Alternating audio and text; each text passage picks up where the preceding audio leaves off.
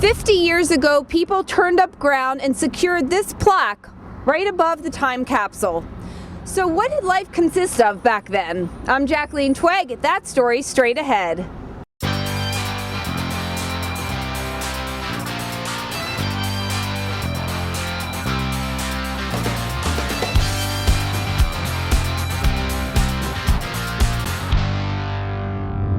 Living in Norwalk in 1964, a completely different scene than we see here today. How did things look? What did people do on a day-to-day basis? And what do they do for fun? In order to get these tidbits, we went right to the sources who were around at the time.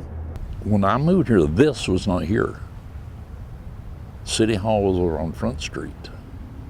The sheriff's station was not here. The library was not here.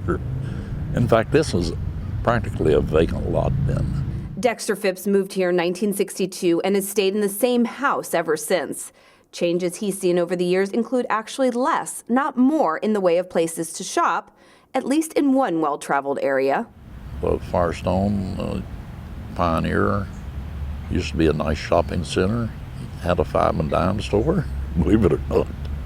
A grocery store, a bank, a barber shop. And now you can see what it is. But as far as neighborhoods go, Polly Hack, who moved into her home in the 50s, says times back then weren't too different in some respects. Well, it was paycheck to paycheck, even then.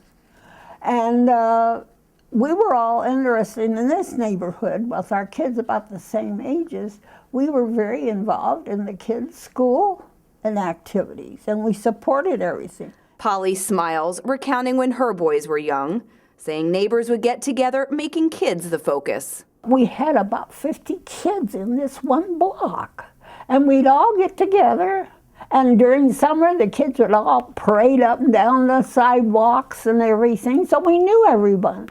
And in the evening, families would stay close as well, thanks to the television set, a novelty in the day. Everybody sat and watched the same programs, but fortunately, the type of programs that were there to watch, the children liked, and they were allowed to watch TV until a certain hour of the day. And then when we got ours, if it went out, the kids didn't know what to do, so we went back to our card games or whatever, that to do. And it filled time and everything, and we always did creative things. As far as adult activities, at the time, Polly and her husband owned a plumbing business. A common interest led her to find her niche of friends. That's why I joined the women's group, because most all our husbands were plumbers, and most of them worked for their husband. Even today, Polly is part of numerous clubs and organizations, including Women's Auxiliary, Friends of Hargett House, and the Historical Commission.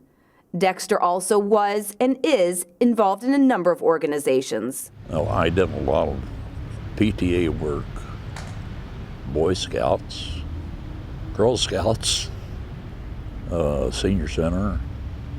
This is up until present in the farmers market.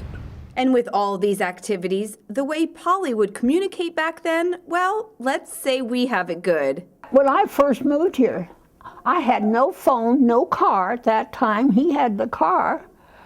I had to walk to Front Street from here, which isn't far. For a phone, there was a station on Firestone and Patterson that I'd have to go to call.